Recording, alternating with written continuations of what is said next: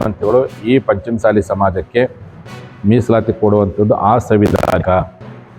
ಅವ್ರ ಹೋರಾಟ ಸಂವಿಧಾನ ವಿರೋಧಿ ಎನ್ನುವಂಥ ಹೇಳಿಕೆಯನ್ನು ಇಡೀ ಕರ್ನಾಟಕದ ಎಲ್ಲ ಲಿಂಗಾಯತರು ಪಂಚಮಸಾಲಿಗಳು ತೀವ್ರವಾಗಿ ನಾವು ಖಂಡಿಸ್ತೀವಿ ಅಂತ.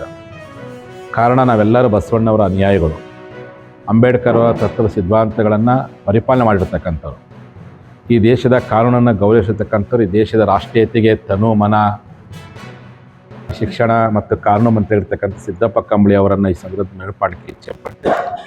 ಅಂಬೇಡ್ಕರ್ ಅವರು ಸಹ ಸಿದ್ದಪ್ಪ ಕಂಬಳಿ ಅವರು ಚುನಾವಣೆ ನಿಂತಾಗ ಅವರ ಪರವಾಗಿ ಬಂದು ಹುಬ್ಬಳ್ಳಿಯಲ್ಲಿ ಬಹುಮತದಿಂದ ಆರಿಸುವ ಪ್ರಯತ್ನ. ಹೀಗಾಗಿ ಅಂಬೇಡ್ಕರ್ ಬಗ್ಗೆ ನಿಮ್ಗೆ ಭಾಳ ಅಕಾವಾರ ಗೌರವ ಇದೆ. ಅವ್ರು ಕೊಟ್ಟಂಥ ಸಂವಿಧಾನದಂತೆ ಬದುಕಿರ್ತಕ್ಕಂಥ ಸಮಾಜ ಲಿಂಗಾಯತರು.